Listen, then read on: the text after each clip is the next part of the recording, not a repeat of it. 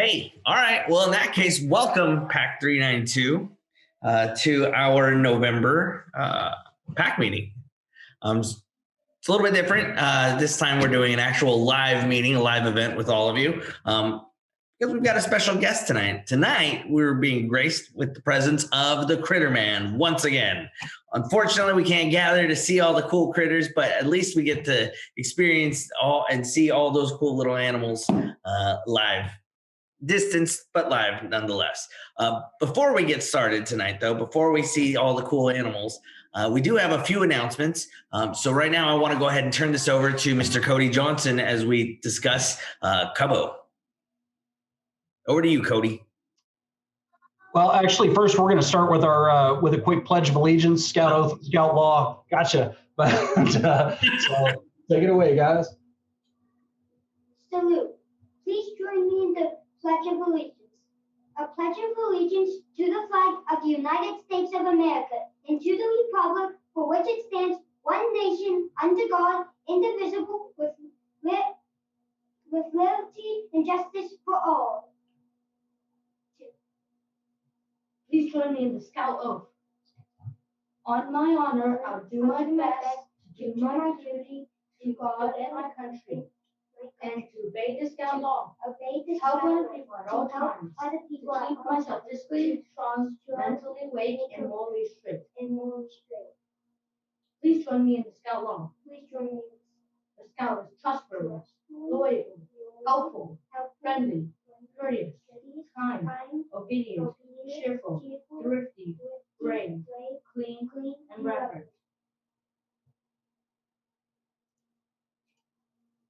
All right, that was great. Thank you, guys. Thank you. Awesome. Okay, so now as you heard Mr. Olivis talk about, we are going to chat just real quick over Cubbo. I know you guys remember Cubbo and y'all love it. Y'all had a great time there and y'all can't wait to get back. It's happening January 2nd. That's the day after New Year's. There's a kid over here, isn't he? I can see him right there. I can smash his head. So he's going to go to Cubbo with us. It's going to be a blast. We love Cubbo. It's a great opportunity for us to get out and camp and to have a really good time with the kiddos. So if you guys are interested, I'm sure you've probably seen some of the stuff come out on from your den leader. If not, be looking for it. We're having to do things a little bit different this year. We're not able to register as a pack because of their COVID protocols. We're actually going to have to register. What it seems like we're going to have to do is register as individual families because they're making you pick a time that you're going to come out, tell if you're going to camp, tell what time you're going to check in, all that stuff when you register. So it's going to be really difficult unless everybody just happens to be getting out there at the exact same time. I was able to register 2 families with myself, because we're all going to get there at the same time. We're all camping the same nights and whatnot. So if you haven't seen it already, be on the lookout for info from your den leader. If you need help with it, give me a shout. I think most of y'all have my email address. I'll put out an email through Scoutbook just to let everybody know that I've done it. It's possible. It's pretty easy to do. All the stuff's right there in drop-down boxes and whatnot. So you can get on there pretty easy and get yourself registered and come out to Cubbo because it's a great time. Good time for the kids. I know everybody's been cooped up and just ready to get some of that energy out. So great chance to do it. So don't forget Cubbo. It's coming up January 2nd. That's that first Saturday in January. Get ready and let's do it.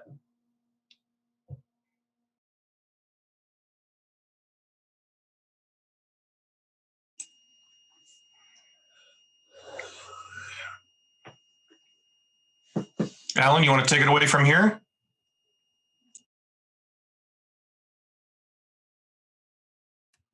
I know how to use Zoom. I don't know why I'm having problems. Let's see. I'm trying to think what other. I don't think. Do we have any other announcements? I don't believe we did. That was really the biggest one that we have, the most pressing.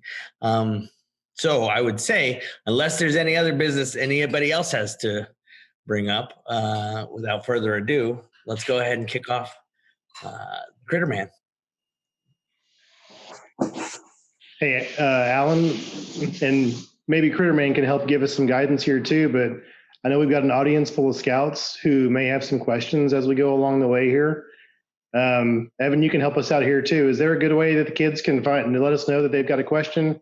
I think we're going to keep most of our participants on mute during this, but I know there will be a few questions that pop up. So,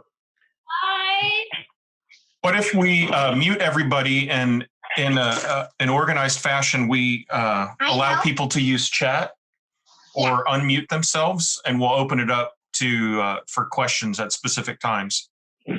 So Just do numbers or letters. I think that's a good plan. okay. So, I've got two things to add real quick too. We talked about December and January. We're probably going to keep these meetings virtual for the PAC. So that's how we'll be moving forward as far as we know. Any changes to that, we'll make an announcement to that. We've got Pinewood Derby coming up. So we'll be wanting to keep an eye out for workshop locations.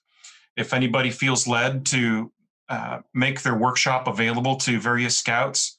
Last year we had Chad and had a really great time, and it went really well. And we made some pretty awesome cars.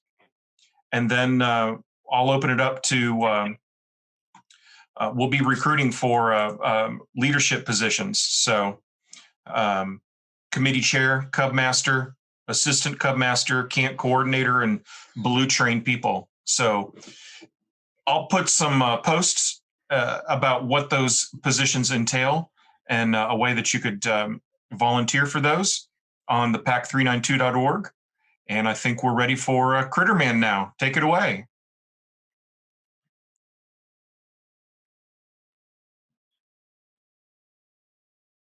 And I'll tell you what, if we do have questions, I think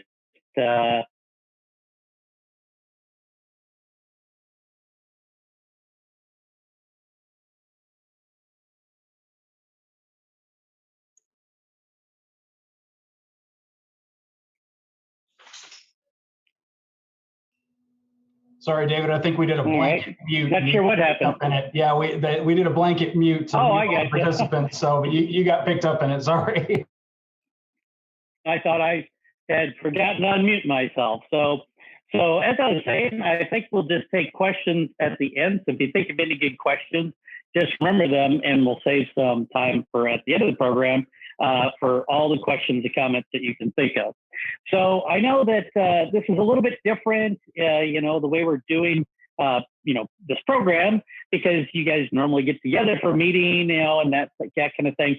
But hey, you've got to learn to be flexible. And one thing that I learned about when I was in Scouts a long time ago was that, you can't plan.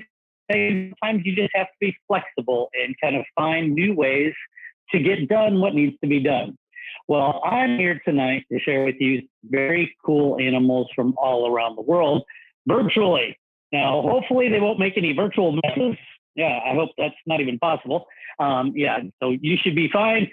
I, on the other hand, will have to deal with them because they're here with me in person. So the nice thing is because we have a camera, I can get up nice and close to show you some of these animals.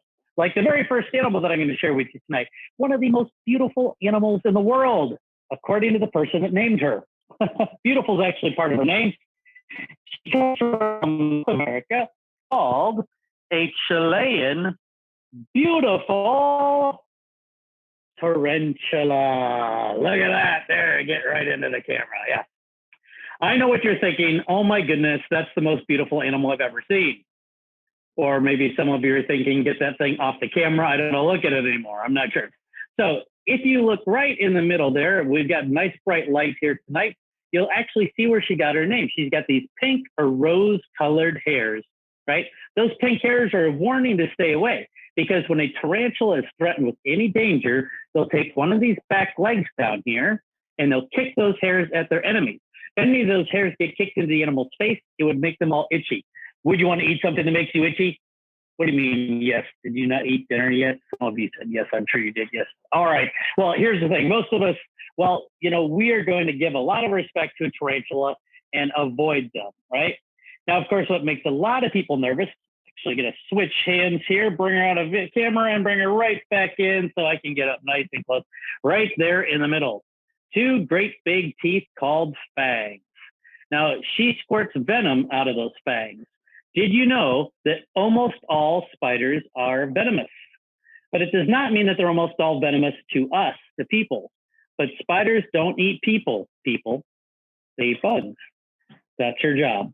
Her job of eating bugs is so important that she doesn't just have the venom to help her catch and eat those bugs. She can also spin something called a web. Now, they don't shoot the web out of their wrist like they're Spider-Man and go flying around town. I'm going to switch sides here and come around here because it's easier to do it this way. And if you look right there in the back, see if I can get a good angle there. You see two things that look like little hairy fingers sticking out. Those are spinnerets. And what she'll do is she'll push the silk out. She'll grab it with the spinneret and she'll pull. Now, of course, when you see spider web, it doesn't look very strong. You might be able to see it in between my hands. There, see that little white line moving up and down? That is her silk. That's why I got the black background back there, so hopefully that stands out there. Now, of course, that doesn't look very strong. Looks like it could break pretty easily. But one strand of spider web is actually 5 times stronger than a piece of steel the same thickness. And it's sticky. Now, even though that's true, tarantulas are very big spiders. They cannot make a web that they can walk on. She can't lower herself down out of a tree.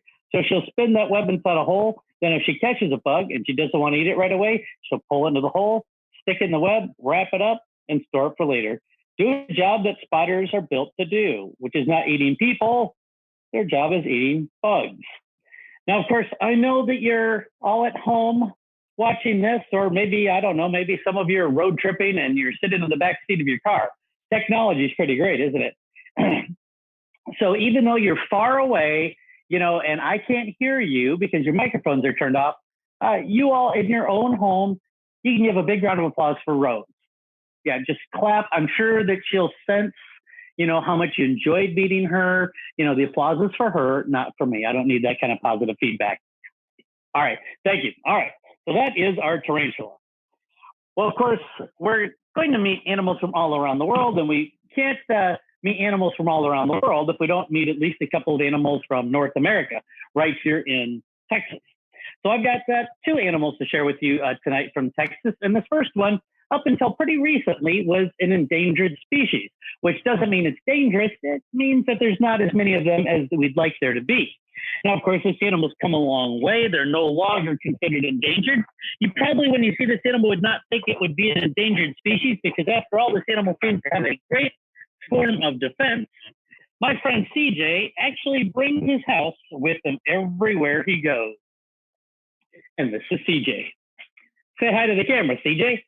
Now, CJ is a Texas tortoise. Now, some of you might be thinking that he's a turtle. Well, he's not a turtle. He's a tortoise. And it's not like, tomato, tomato. It's not like 2 different ways of talking about one thing. They're actually 2 different animals. My friend CJ here, if he were a turtle, he'd have web feet, flippers, or fins, things to help him swim. But he's got these very round legs. Yes, he's very heavy. Those round legs there does not allow him to swim very well. He lives on the land. Yes, you're on camera. Can you see the lights there, buddy? But not just any land. A tortoise like the Texas tortoise can live on some of the driest land on earth, like the desert. And that's what a tortoise is. Now, I said he brings his house with him wherever he goes, and what I'm talking about is the shell. The shell is armor. It's hard. It's there to protect him, from an animal shark teeth. Yeah. Oh, did I scare you? Good. All right. No, I'm kidding. Yeah, I just wanted to scare your parents. Anyway, okay, so that shell is there to protect him from an animal's sharp teeth and claws. It is too hard to bite through for pretty much any animal. His shell is about a 1/2 inch thick in some places, but as thick as that shell is, when I touch him like this, he can feel that because his backbone is attached on the inside of the shell. His shell grows and gets bigger his entire life. And by the way, even though you can't touch him, not even virtually, well, maybe you can touch him virtually, you can touch something right now that's made out of the same stuff as a tortoise shell. Looks like he's parachuting or something, doesn't he, when he stretches his legs out like that? Feel your fingernails. The same stuff that makes our fingernails hard make a tortoise shell hard as well. Now, you can actually see the little lines on his shell there. You can't tell how old he is just by looking at those lines. It's not like counting the rings of a tree, but you can get a general idea of their age, but it's not exactly by year, right? CJ here is actually 25 years old. That's young for a tortoise. He could lift 50 to over maybe 200 years. And what's really amazing is that he could live that long even in a desert, as long as he can find three things: food, water, and not air. Air you don't have to find on planet Earth, just breathe. Shelter would be the third one. Now, I know you're probably thinking, well, shelter, he doesn't have to find shelter. He brings his house with him everywhere he goes. But this shell does not have heating or air conditioning. Let me tell you, though, he can make his own shelter whenever he needs it. The reason he has those sharp claws right there is if he ever gets too hot or too cold, he will burrow. He'll dig underneath the ground. So he can actually make his own shelter whenever and wherever he needs it. Now, food water is a little bit trickier. Lucky for him, he's an herbivore, a plant-eating animal, and he has a beak like a bird. Yes, a nice close-up shot of there. So he can bite off a chunk of cactus. He has hard bones in his mouth to smash the spikes of the cactus. He can eat the cactus leaf for food, and inside the cactus is water. And a tortoise like this never has to take a drink of water his entire life. As long as he can find enough green plants to eat, even cactus, he can live and survive in the desert. Now, we did not take my friend CJ out of the wild. Someone had him as a pet. They didn't know it was illegal in the state of Texas to have a Texas tortoise as a pet. They were hoping to release him. There's one problem with CJ. He is not afraid of anything. You don't believe me? Watch this. Oh, I'm going to rip your head off. Ah! See, I told you. Yeah, he apparently thinks he's related to mutant turtles. They can fight off anybody he needs to. Yeah, he's definitely not ever had to defend himself from real danger. But if he lived out in the wild and he'd had to experience a little bit of that, he definitely would have been a good candidate. That is my friend CJ, and he is a Texas tortoise. Yeah, I love those animals. They have made a huge comeback. Yeah, about 30 years ago, when we first started doing these programs, they were on the endangered species list, but their numbers have slowly recovered, which only seems appropriate because they're tortoises and pretty much they do everything slowly. Yeah, including recovery. But their numbers are doing actually pretty well. Now, of course, you know, people love a cute reptile like a tortoise, but not everybody loves all animals like the tarantula, you know, and like this next animal. Yeah, the problem is that a lot of people are sometimes taught to be afraid of animals. Well, I can promise you, if you're taught to be afraid of something, you're never going to appreciate it. Like some of your parents, if they're watching with you at home, right? Let's see how many of them at home, when I say this sentence, say what I think they're going to say. Because a lot of people, when they see this animal, right, their feeling about this kind of animal is that, let me get him out. His name is Arthur. Come on out, Arthur. And he's called a speckled king snake. Yeah, get out there, buddy. Yeah, get out. Now, he's harder to get in frame because he's very active. He's going to move around a lot, so I'm going to have to keep moving my arm there. Now, a lot of people don't care about what kind of snake this is because as far as they're concerned, the only good snake is how many of your parents said dead snake?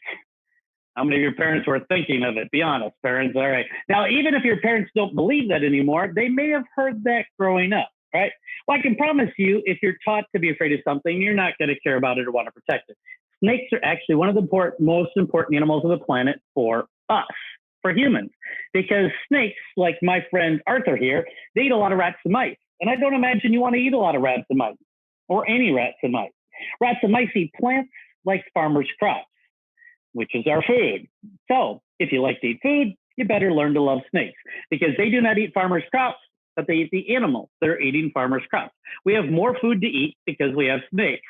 Now, of course, you can see that Arthur here is very, very active today because I've got my light on. So he thinks it's daylight. Yes, he's looking right at me there. I don't know if you saw that there. And he is smelling. That's what he's doing when he sticks out his tongue there. Yeah, he's exploring. He's very curious about everything that's going on. So this snake right here, right, he may look very shiny. And that's kind of appropriate because, of course, he has very smooth skin. Snake skin is actually not slimy at all, right? It just reflects light. And so if you ever have an opportunity to touch a snake, maybe hopefully in 2021, we'll be meet in person, right? Their skin is so smooth it reflects light. If you touch a snake and it feels wet, well, I hate to break this to you, but you are the slimy one, because when we get nervous or hot, our hands sweat. So when a person touches a snake and they go, ew, the snake's slimy, you can just laugh next time and giggle to yourself. You don't have to say anything. Just remember that the person's slimy, not the snake. Now, of course, the last thing that people tell me they don't like about snakes, and I can certainly appreciate this. Uh-oh, I froze. Hold on here. You're so scared. Yes, there we go. It looks like I'm unfrozen now. Am I unfrozen? Yep. Okay, good, because I didn't want to be in that Disney movie anyway. Just kidding. Okay, so here we go. This snake right here, a lot of people might worry that he is a venomous snake. Is this a venomous snake? Some of you probably said yes. Some of you said no. I'm guessing that a lot of you may be guessing, although some of you may be in Scouts. So in Scouts, maybe they've tried to teach you how to identify venomous snakes.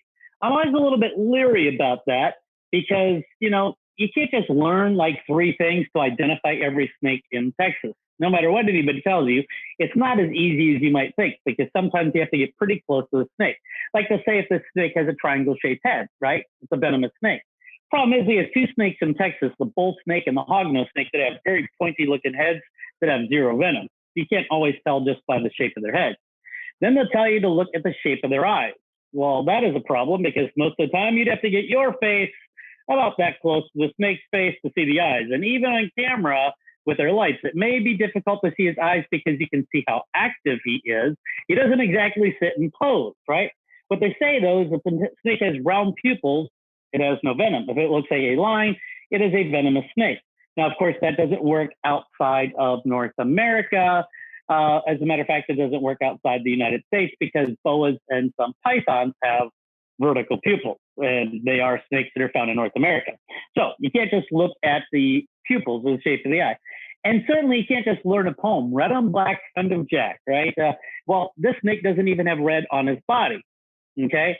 So all you have to remember, if you ever see a snake or any wild animal, is please leave them alone. Because I can promise you, if you touch or pick up or get too close to any animal and they're afraid of you, they might bite you. And if they bite you, well, that's not going to work out very well. Now, I thought I heard some sound in the background. Can everybody still hear me okay? Thumbs up? I can see the moderators. Okay, I can see thumbs up there. Oh, I see 2 thumbs up. Fabulous. You look like you're driving a car there, sir. All right. Okay, so here we go. This snake right here is called a speckled king snake. Okay. Now, if you read a little bit about king snakes, you would know that they don't call them king snakes because they're married to queens, live in a castle, and fight dragons with swords. Arthur, you got to pose there for a little bit there. See, no crowd. The reason they call them king snakes, and the reason you'd never want to hurt this very fast-moving snake, and I froze again. At least my video froze. I can see everybody else moving, but not myself. That's so weird. Huh. Well, you all can hear me, right?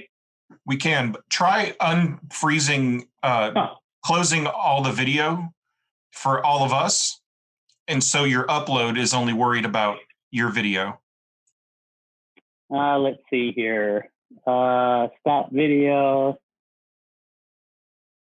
Try that. Stop video. Wait, I think I stopped my own video. I did stop my own video. Start video. There we go. Yeah, if you see the gallery of everybody else, maybe just minimize the gallery and click the little minus button. There we go. There we go. All right, there. We'll see if that works. You know, I live in kind of a rural area out in the country. And so, you know, the fact that I even have internet that doesn't make a lot of sounds when I connect to it, which we had for a very long time. Yeah. Hey, kids, how many remember dial-up? No. All right. Yeah. I'm getting old, I guess. Yeah. I got the gray hair and the gray beard to prove it. Okay. So speckled king snakes. They don't just eat rats and mice. They also hunt and eat and kill other snakes, including venomous snakes. This little guy right here can hunt and eat and kill rattlesnakes, copperheads, cottonmouths, and coral snakes, which is every different kind of venomous snake that's found here in Texas. Now, of course, he's not going after snakes a whole lot bigger than himself, but he's going to get bigger as well. Yeah, it's kind of hard to tell how big he is right now. This little guy, when he first came to us, was about that long. And now you can see he's this long. So he's about 2.5 feet long. And one day this guy might grow to be 4.5, maybe even 5 feet long, which means he can go after some pretty good sized snakes. And that is Arthur, our king snake. And I wonder if anybody at home got the joke there. Arthur, king snake. King Arthur? Okay. You know, they say it's not a joke if you have to explain it. All right. Well, now we're going to do a little traveling, and we're going to travel to the land down under. Not under the sea where Ariel collects things and sings about them. No, not under the ground where the tortoise likes to dig and hang out and make his home. Oh, no. No, the land down under is Australia. Because when sailors used to travel there, they're looking at their maps of the planet, and from their point of view, they're going under the equator to get there. So the land down under, which is always funny because if you traveled out into space and you turned upside down, well, Australia would be on top of us. Yeah, so I guess it's just your point of view. So the land down under is Australia. Now, this animal has one of the most unusual forms of defense in the animal kingdom. He's actually named after a famous Australian that many of your parents probably remember that inspired millions of people around the world to care more about the weird, creepy, crawly animals that we share the planet with. So let me introduce you to my friend, Steve. Now, not Steve from Minecraft. No, not that Steve. And some of you might be thinking if you have an Uncle Steve or your dad's named Steve, not that Steve. No, this is Steve, and he's called a skink. Nice and close up there. There we go. Now, the skink is a kind of lizard, a lizard with a great big head, a great big body, and little tiny legs. He's got baby legs. Is there something wrong with him? No. Believe it or not, this lizard is supposed to look like this. Where he lives in Australia, he hunts for animals that hide in tunnels under the ground. If he had longer legs, well, he wouldn't fit into the same size tunnel. Because he has short legs, and these little curves in his body, right on the side and the front and back, he can take his legs and fold them up. Then he can use just his body and he can wiggle down into the bottom of the tunnel. But because he's got such a big head and a big body, he can eat bigger things than lizards with long legs. When he's done eating, he wiggles back out, sticks his legs out to the side, and off he waddles. Now there's a problem. He can't climb very well, and he's definitely not built for speed. Yeah, so if you're making a Pinewood Derby car, don't make it in the shape of this guy. Well, maybe it would be, but you're going to have wheels instead of legs. Okay, so here's the thing. This lizard, even though he doesn't seem like he could defend himself, he actually has a couple forms of defense. Now, the first one's not that unusual. Stripes. Stripes are a form of camouflage. I can actually think of two famous animals with stripes. One is black and white. It's called zebra. The other one's black and orange, called the tiger. Now, I froze again. Well, I'm just going to keep talking, and hopefully I'll unfreeze here shortly as my video catches up. See, it actually was kind of useful. Here, if I expand a little bit here. There we go. Oh, there, everyone's video's back on, and I'm back on here. There we go.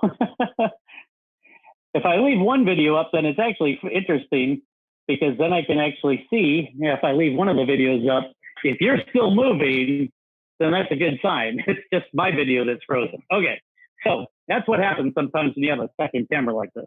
So zebras are at the bottom of the food chain because they're plant-eating animals. They don't hunt other animals.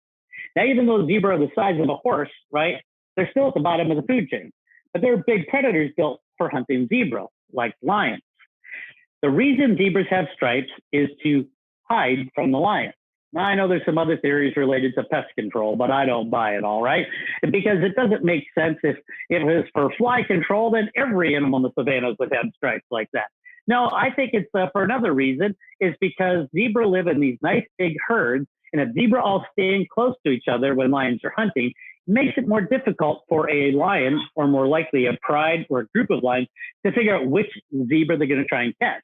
Because the lions can't just go after the biggest, fastest stallion. They're not going to eat that day. They have to go for easy prey. So the stripes make it more confusing for the lions. Now, if that's why zebra have stripes at the bottom of the food chain, why would a tiger need stripes? Nothing hunts and eats a full-grown tiger, right?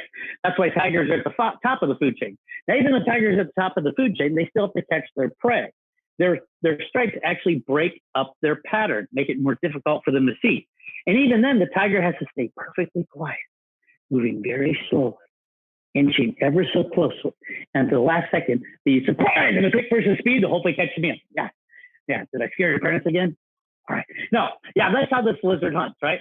So this lizard hunts in a similar way as a tiger. He stalks his prey and he tries to ambush them, but he doesn't move very fast, right? So he's kind of like a tiger, but there's a lot of animals that hunt to meet him, like the zebra.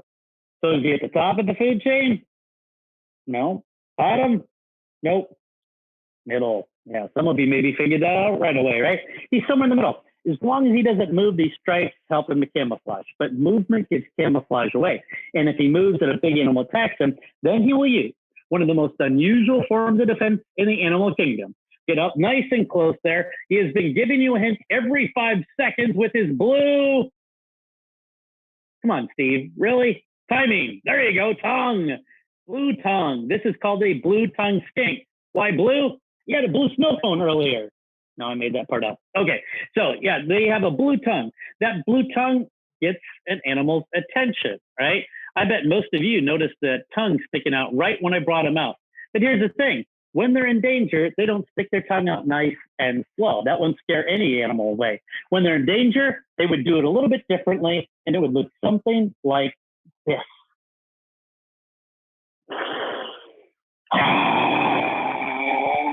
Kind of like that, yeah. Now, I don't know about any of you at home, but if I were like walking along and, you know, someone turned around and did that to me, I would think they're crazy, dangerous, or both. I'm going with both. Yeah, probably you too, right? Well, let me tell you, if an animal can't run fast, if they can't climb very well, if they don't have dangerous, sharp teeth or claws, sometimes an animal's best form of defense is to have a weird blue tongue and be a really good actor. Here, Steve, can you clean off my camera there? There we go. Needs a little cleaning off there. There you go. Just get there's a little bit of dust particle there. Maybe that's why it's freezing up. There we go. Yeah, he loves cleaning off my camera lens there. Oh, there we go. That was a good one. All right, there. That's Steve, our blue tongue skink. All right. Well, now we're going to travel to Madagascar. Not the movie, the island. Yeah, some of you are thinking, Hakuna Matata. No, that's a different one, isn't it? I know. I like to move it, move it. I like to move it, move it. Boy, 2 movies with the cartoon lion, right? Well, let me tell you, I'm not talking about the movie Madagascar. I'm talking about the island. It's a big island, about the size of Texas. There are animals that are found there that are found nowhere else in the world. And I have brought with 2 animals, right? With here. They're right here with me. I brought with 2 animals to share with you from Madagascar. And this first one was the first famous animal from Madagascar. This animal was in movies long before that King Julian showed up with a little move it dance moves and took all the spotlight from him. Oh, yeah. By the way, this animal was in movies when I was a kid. And by the way, those movies were in color, which you kids probably didn't even know that was an option at one time, right? Okay, so let me introduce you to this animal. By the way, he has a Swahili name like Hakuna Matata means no worries, if you saw that movie. Well, this animal's name tells you what he is. His name is Kubwa Madudu. Wait, I can hear some of you laughing, and you're not even in the same room. Really? What are you laughing at? Oh, I forget. Yeah, you're Cub Scouts. You're still kind of young. You like to laugh at things. Like, I got you. Well, Kubwa means big. He is a big Madudu. Madudu. Pronounce it properly. It's not pronounced doo-doo. I did not bring a big doo-doo to share with all of you tonight. That would be weird. No, I brought a big Madudu. Kubwa means big, and Madudu, gotta get nice and closer to the camera, means bug. There we go. That's a big bug called a Madagascar hissing cockroach. Isn't he adorable? Anyone? Oh, yeah, some people are hard to please. Okay, well, this bug is really no different than a ladybug in every single way. Yeah, I don't think if a ladybug landed on you, you would scream and run away, would you? If you knew it was a ladybug? Some of you are like, yes, I hate ladybugs. I hate butterflies. Get them away. Okay, this bug is no different than a ladybug or butterfly in every single way. For instance, when I touch them like this, I am not touching skin. Bugs do not have skin. It's called an exoskeleton. Exo means outside. So his skeleton is on the outside. Our skeleton is on the inside. But a ladybug skeleton, just like this guy here, is on the outside. So why doesn't he look like a ladybug? They shop at different stores. No, they don't shop at stores. No. The reason this bug looks this way is where he lives on the island of Madagascar. He lives up in trees. And there's all sorts of animals that live in the island that would love to eat this bug. birds, lizards, monkeys that like to move it, they love to eat them. Well, think about that. If you were bug living up in the trees and there's animals trying to find you and eat you, would you want to look bright red with big black polka dots? I don't think so. That's right. His colors help him to hide, blend in, or camouflage. Yeah, he's actually got a couple different colors of brown on there. Now, of course, you probably noticed that he's got some other things like a ladybug, like those lovely looking pigtails. They're not pigtails. I think they're called antenna. Antenna can do 4 things for a bug. 4. That's right. They can feel, hear, smell, and taste. That's right. 4 of our 5 senses they can do with their antenna: feel, hear, smell, and taste. That's pretty amazing of the information they're collecting from those 2 things sticking out the top of their head. Now I got to switch sides here, right? Because this is the awesome part. He also has something else like a ladybug, a lot of hairy legs. Look at those legs there. Look at that. Oh, those are pretty awesome looking legs there. Yes. You know how many hairy legs he has? 6 hairy legs. How many hairy legs does your dad have? 2. That was a trick question. Yeah, you should not have 6 legs. Okay, I don't know what you're counting. You don't count his ears and arms as legs. Okay, yeah, Dad has 2 hairy legs. This guy has 6 hairy legs. His hairy legs help him to do something. They help him to climb. There we go. Climb even upside down. Now, of course, he better not let go when he's upside down like that climbing, because there's one big difference between this bug and a ladybug. It's what they each do first when they're in danger. You know what a ladybug does first when they're in danger? They fly away. No wings. So when this bug is in danger, let's see if I can get him close here.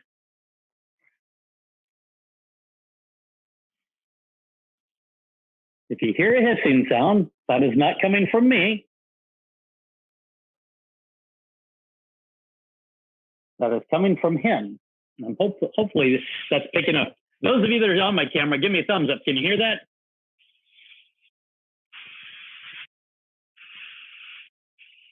Okay, there we got it. Yeah, there we got it. Yeah, I'm tickling him, by the way. He's very ticklish. That's how I get him to hiss, right? Yeah, he hisses when you're tickling him, or in worst case scenario, if you're trying to eat him, right? So he hisses like a snake. And the reason he hisses like a snake and doesn't roar like a lion is because there's no lions on Madagascar. The biggest predators or hunting animals in Madagascar are big snakes. And those big snakes, as it turns out, hunt animals that regularly hunt thieves, like birds and lizards and monkeys that like to move it, right? Yeah, because they're afraid of snakes.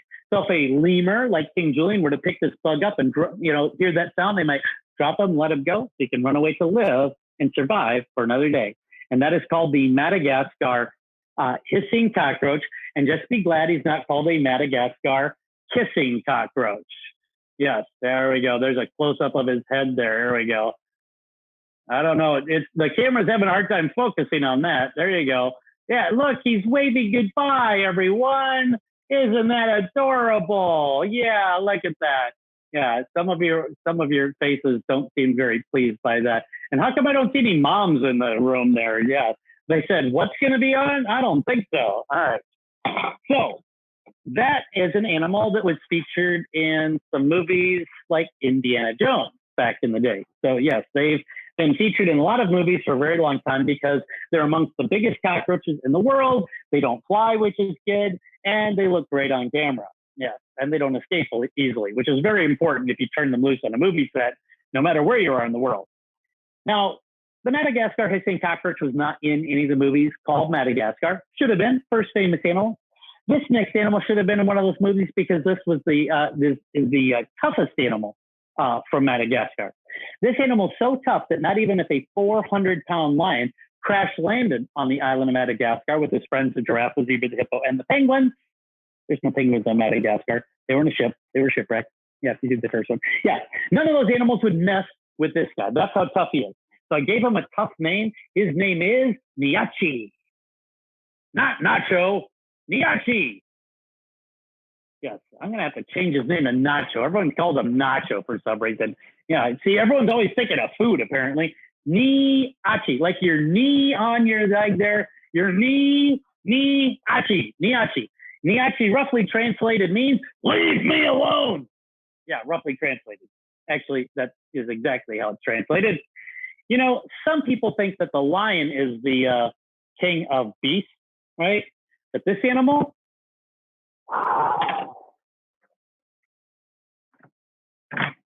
he makes the lion look like a wimp. He's very tough and dangerous looking. I'm serious. Stop laughing. Here he is, the true king of beasts. This is Niachi. That's right. Look at those beady eyes right there. That's mean and scary, doesn't he? Mean and scary? Or cute? Yeah, cute. Yeah. I tell you what, this is always a problem when I bring out Niachi. No one ever takes him seriously, right? They just think he's cute and adorable. Well, first of all, whoever said you can't be cute and tough at the same time? But maybe I need to show you what makes him so tough. So this guy is also found on the island of Madagascar. Imagine that it's nighttime. If it were for the bright light, it is nighttime. What am I talking about? Yes, especially since the time changed. This animal is nocturnal. He's normally active at night, although normally he doesn't have the spotlight on him like he does right now. By the way, the light doesn't hurt his eyes or my eyes. Their eyes adjust. So it's nighttime. He lives up in trees in the forest there, and he's out looking for something to eat, right? Minding his own business. When along comes some big predator, say like a fusa, which is a cat-like animal that's found on the island of Madagascar. A fusa would sneak right up to this animal. But before a fusa would pounce on top of him, tear him to pieces and eat him, you know what a predator would do first? Smell him to find out what he is, right?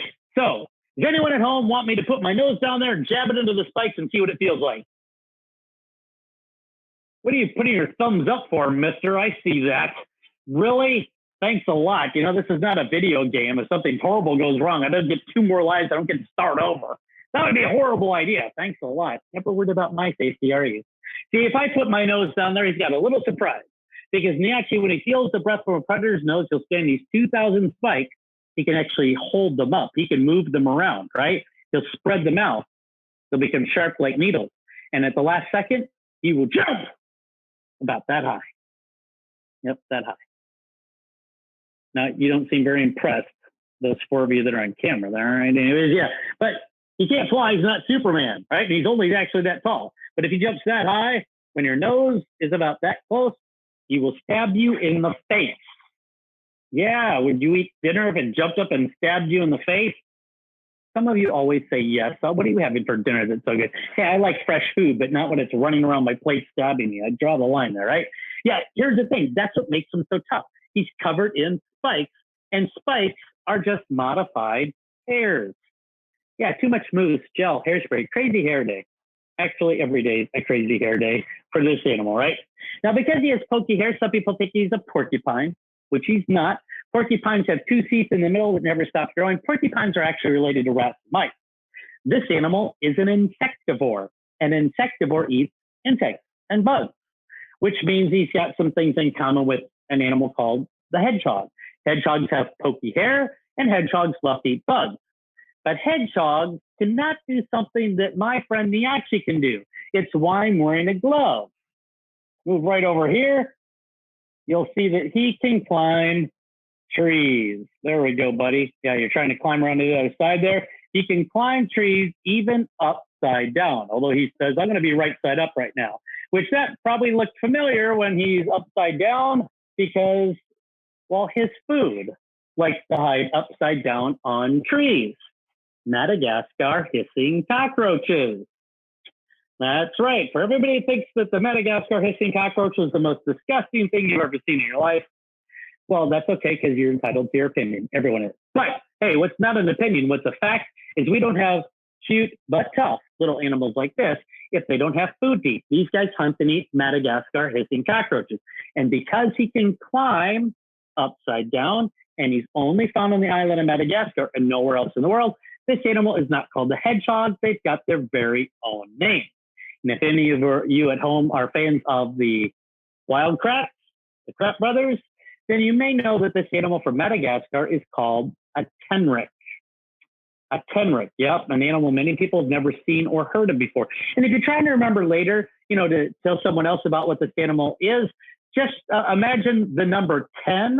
The number 10 got into a wreck, and that's how you get a 10 wreck.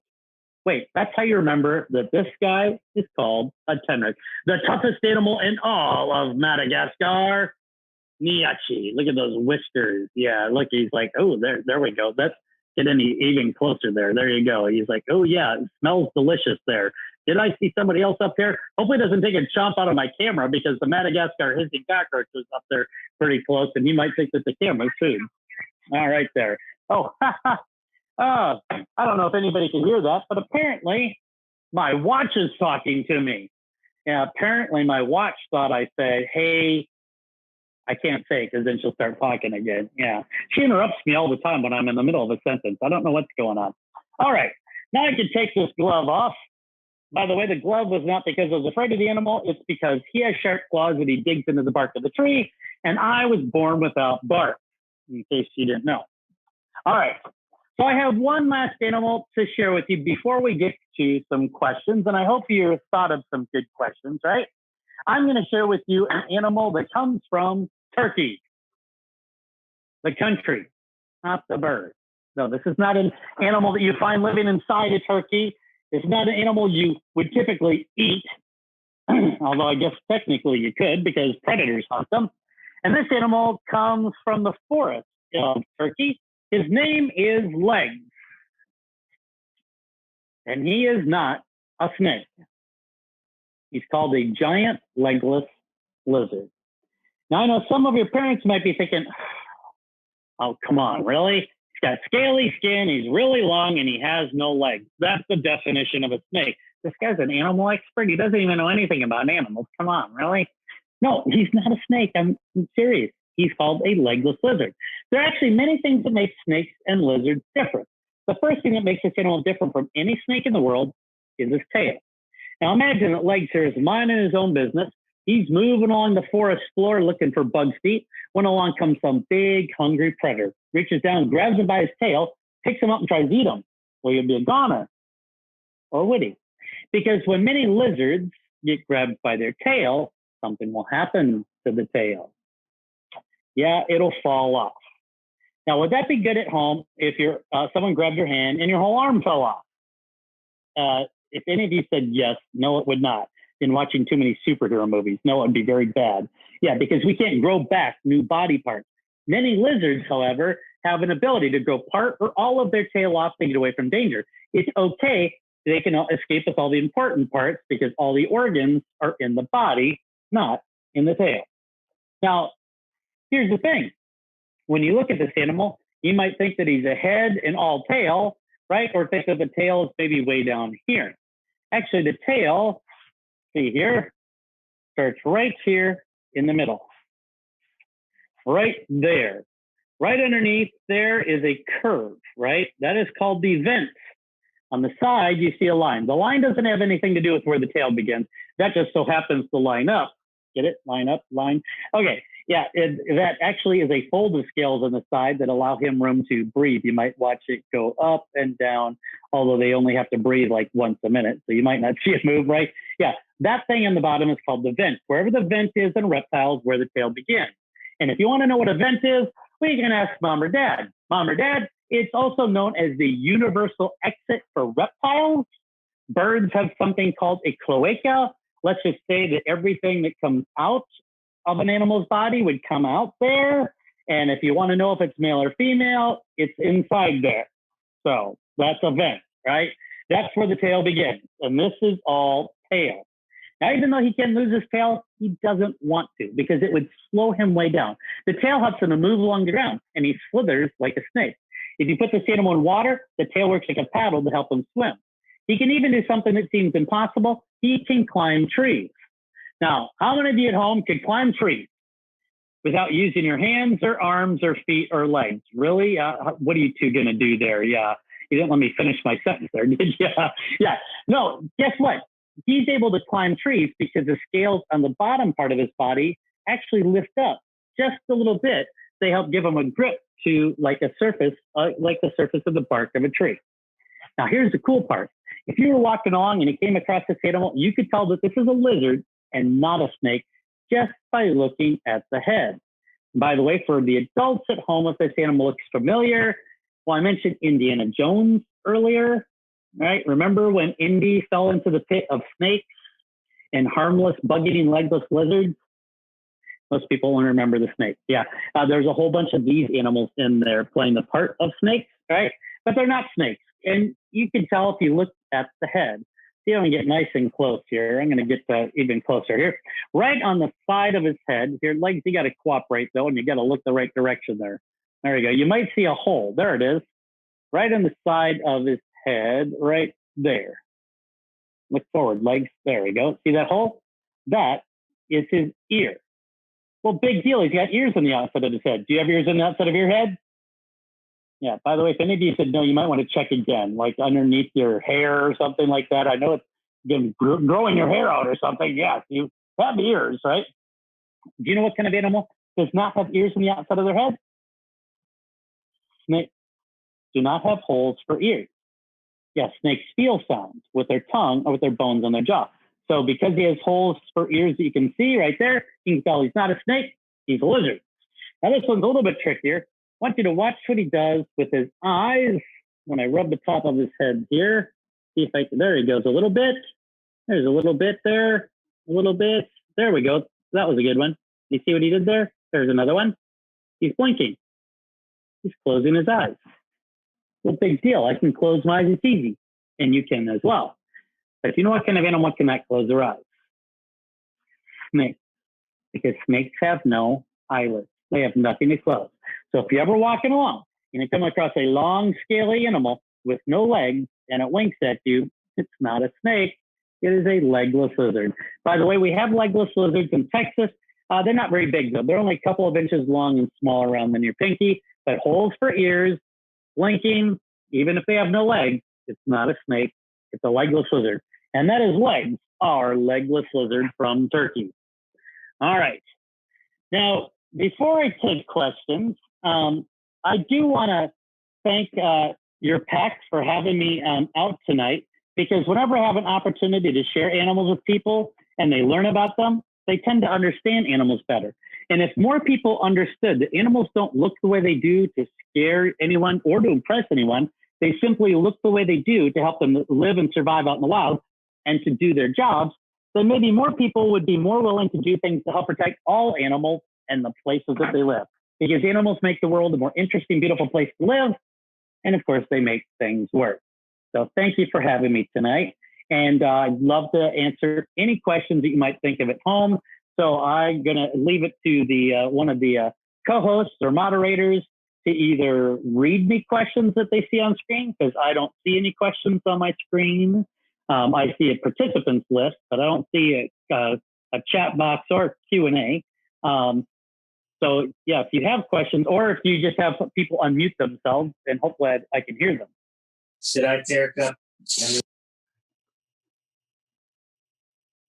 Nope, you're breaking up at least on my end. If you had a question, could you repeat it?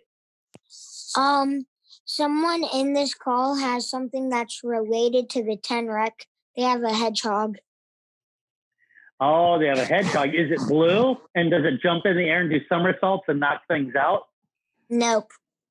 Oh, so not Sonic the Hedgehog, a real hedgehog. I've got you. Yeah. Well, you know, they do sell hedgehogs as pets. I will tell you that make sure if you're going to get an animal as a pet, especially an animal like the hedgehog, that you do your homework first, because some people have had great experiences by getting hedgehogs as pets. They do sell them at pet stores sometimes. And some people get a hedgehog and it's kind of like having a pet cactus.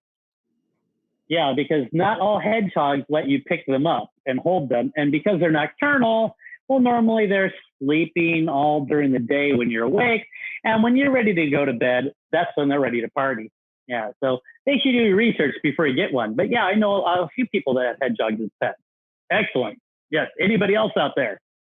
How many times have you been bit by a snake, and how does the legless lizard hunt? Well, the legless lizard hunts much in the same way that a snake does. Everyone thinks legs is an advantage, but remember the skink had short legs, the legless lizard and the snake had no legs. That means they can fit into tunnels. And that's typically how snakes and legless lizards hunt, right? Is they'll hunt in tunnels right where mice and rats might be hiding, right? And many snakes and even legless lizards, like a lot of predators, also tend to be ambush hunters, which means they like to find a nice, comfortable place to sit and wait till their prey comes stumbling along, looking for food and gets too close to them. That way they can save energy because, the animals that eat plants, they just munch on plants all day long. They don't have to work very hard to find food. But predators, meat eaters, they have to save their energy. And so because they have to save their energy, they tend not to move unless they're actually ready to strike at something. So, and then the other question is, how many times have I been bitten by snakes? Well, that's a very good question. The answer is that only a couple times when I was first learning how to work with animals, and I made a couple of mistakes. And of course, everyone makes mistakes. And my mom always taught me that everyone makes mistakes. The important thing is to learn from your mistakes so you hopefully don't repeat them, right? And one mistake I made early on when I was first learning is that I had been handling the food that the snake likes to eat right before I handled the snake. Yeah, it wasn't a very good idea, but that was a long time ago and I learned not to do that. Yeah, so only a couple of times. But the animals, when an animal bites, it's not because they're mean. They're trying to communicate something to you. They're communicating to you that they're angry or hungry or afraid, right? And so you just have to learn to pay attention to what an animal's trying to tell you, or just be aware that don't hold their food, right? Kind of like some of you at home, if you hadn't eaten a really long time and I have some pizza and I hold the pizza for you to take a bite, if I'm not careful, you might take a couple fingers with you, right? Yeah. All right. Good question. I have a question. Go ahead. Pythons, they have curved teeth, and if they bite you, you normally can't get it out. So how do you get your hand out? That's a very good question. So if a python bites something, you are right. Their teeth are kind of angled backwards, right? So they grab onto something. When the animal pulls, it hooks the tooth in even deeper. So it's going to be hard for the animal to get away. So there's only a couple of options. If the snake bites a person, right, and it's not too big of a boa or python, you might be able to put something inside the snake's mouth and get it open, like kind of pry it open. You kind of have to push the snake forward and pry it open, right? That's probably not going to be very easy to do.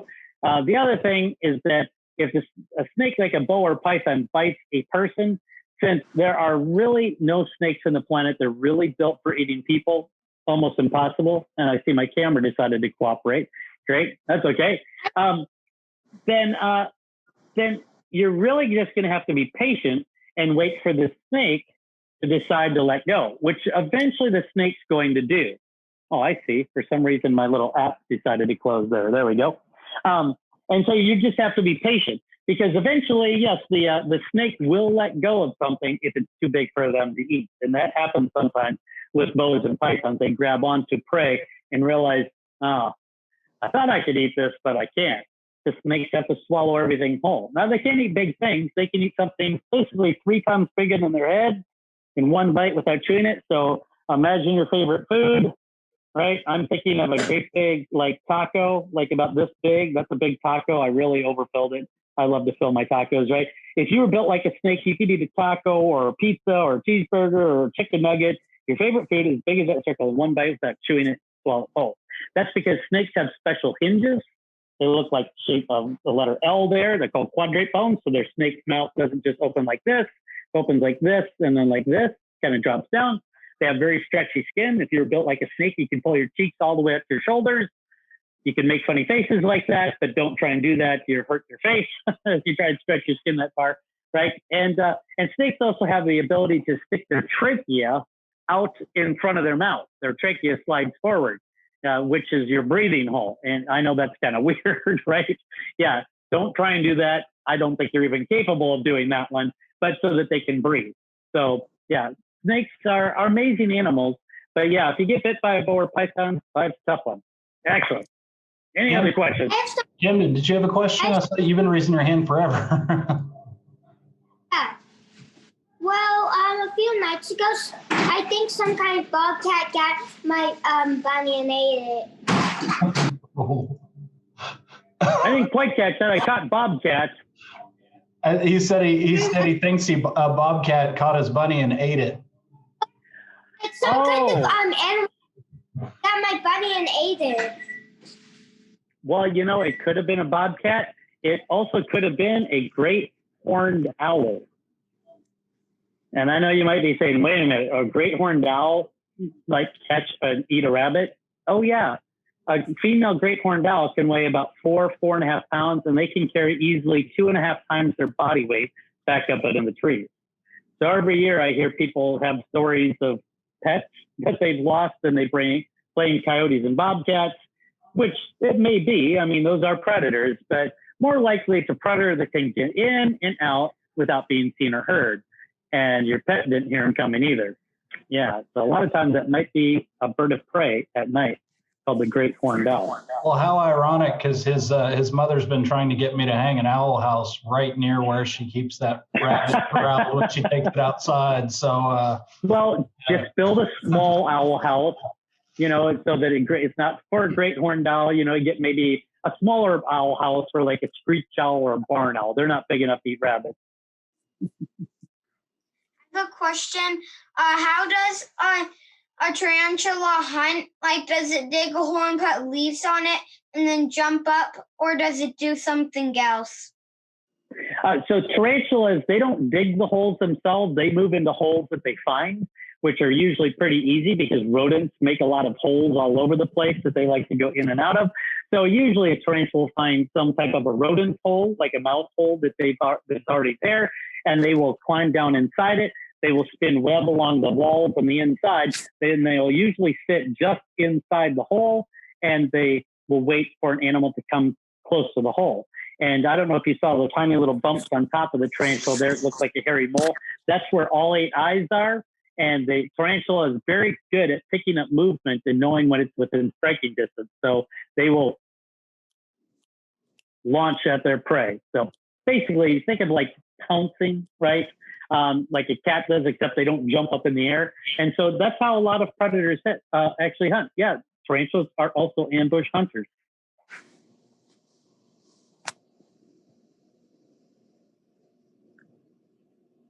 I have another question. We have another one. One last question, guys. All right, one last question. Make it a good one. Copperheads and other snakes, if you chop off their head, they can still bite you. How does that work? Well, that's a good question. It's something to be aware of. Keep in mind that, mentioned chopping copperhead's head off. Yes, we'll get to the biting in a second. But be aware that most people get bitten by venomous snakes by trying to kill the venomous snake. 50% of the people that get bitten by venomous snakes are bitten while they're trying to kill the snake. The other 50% get bitten because they just stumble across a snake and the snake doesn't realize that you're not there hurting them. You just got too close to them.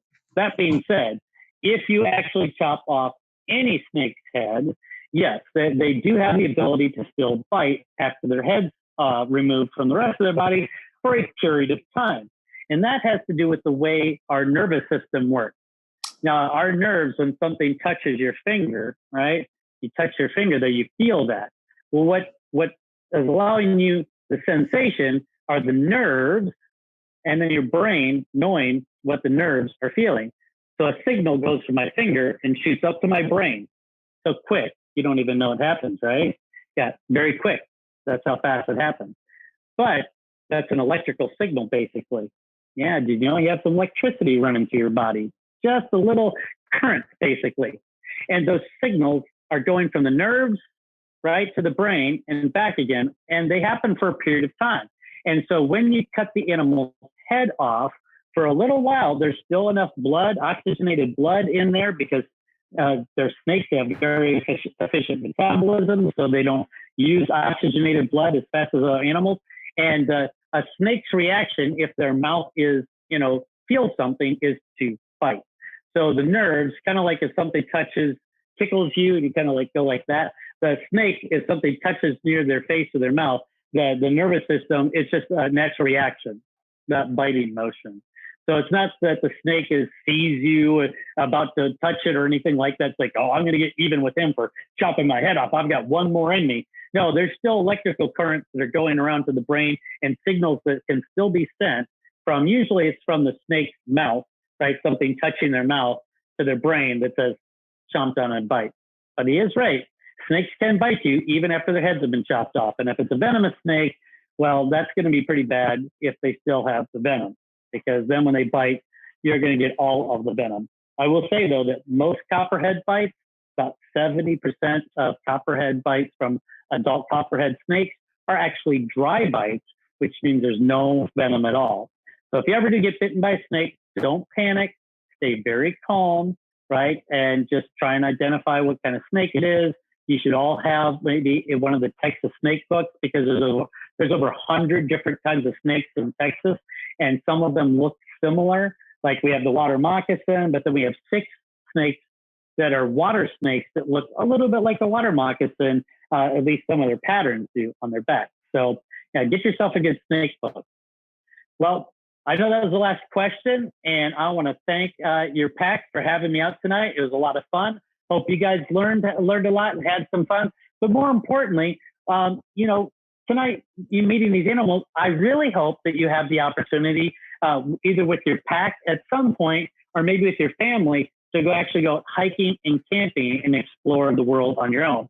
Because I know that there's some limited things we can do, but hey, this is a great time to go explore the natural world. It's a perfect way to safely socially distance, right? So thank you all for having me, and I hope you all have a great evening. Wait, quick question before we go. This one's really quick. Okay, just a quick one. Um,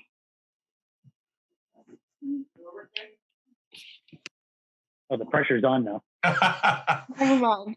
All right. Hey, guys. That was Critterman Dave. That was really awesome. Thank you so much. Thank you. And we really appreciate that. I actually learned quite a few things, and I'm quite the animal buff. So something I learned too about, snakes can bite even if they had their head chopped off. I had no idea. That's crazy. And learned quite a bit about tarantulas too. So everybody, that was a really good meeting. This has been really exciting to, like you opened up, Dave, to change and adjust. And I thank you everybody for joining the meeting here. We're going to have another pack meeting in December. We will see everybody there. We will post this video on the Pack 392, and there's going to be other updates to be announced and catch up about camping and Cubbo. So really appreciate everybody, and thank you so much, Dave. You're welcome. Thank you, everyone. All right, so we're going to end the meeting, and y'all have a good night and a good rest of the week. We've got 3 more days to make this a good, great week, and have an awesome weekend. It's been some beautiful days here, and I hope everybody has a chance to get out and enjoy the weather, maybe do a little hiking on some of the trails we've got around here in town. Y'all have a good night. Happy Thanksgiving. Happy Thanksgiving, guys. Yeah, have a great week, everybody. Happy Thanksgiving. Bye. Bye, guys.